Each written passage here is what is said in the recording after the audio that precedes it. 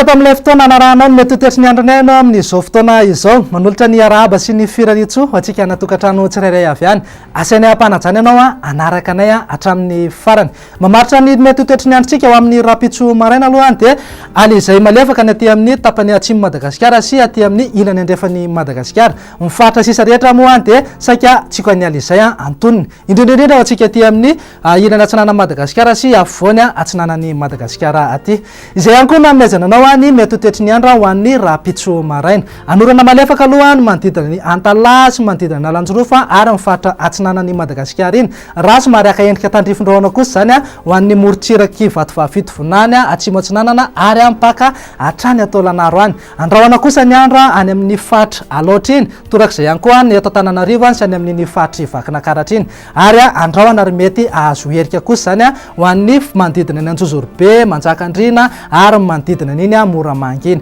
mifatra sisa rehetra moa dia afaka manararoatra mihitsy amin'ny fiposahan'ny masoandro fa dia balika tanteraka ingaby masoandro raha ho an'ny tolakandro kosa indray any dia hitoy hatrany aloha ny orana malefaka tia manodidina ny Antala na Alanjorofa ary ny fatra atsinanany Madagasikara iny fa somary maka endrika tandrifindrao any zany any amin'iny manodidina ny tendrombohitry Ankaratra iny zay azo orana tandrifindraoany torak'izay ihany koa azo orana rankotroka ny aty amin'ny fatrovatovavito vonany mifatra atsimo atsinanana ary mipaka hatrany atao lanaro any somary andrahoana kely kosa ny andro any amin'iny fatra Iorombe iny fa mifatra sisa rehetra moa any dia saika hibalika tanteraka ingaby masoandro raha ny maripana voavinavina aloha ho an'ny rapitso maraina dia somary nahitana fiakarany kely zany any avakana karatra any zao 10 degré celsius 7 degré celsius kosa ho an'ny Antananarivo sy Fianaratsoa morotsiraka rehetra moa any dia manodidina eo amin'ny 17 ka hatramin'ny 3 degré celsius eo fa raha ho an'ny tolakandro kosa indray ary any dia afana tanteraka hatrany any amin'iny manodidina amin'ny Betsiboka sy Fatroboeny iny zay mananika hatrany amin'ny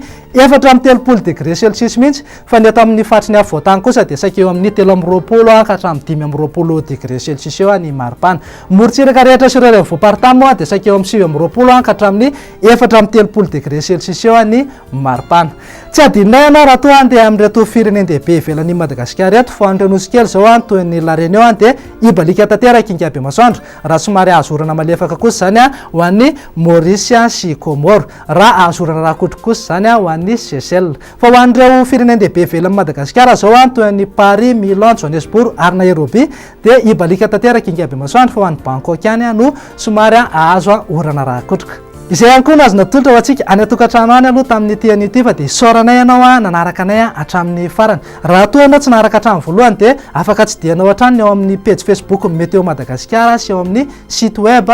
www.meteomadagasikara.mg mametraka amin'ny veloma mandrapitapa tompoko lasy tompoko fa veloma tompoko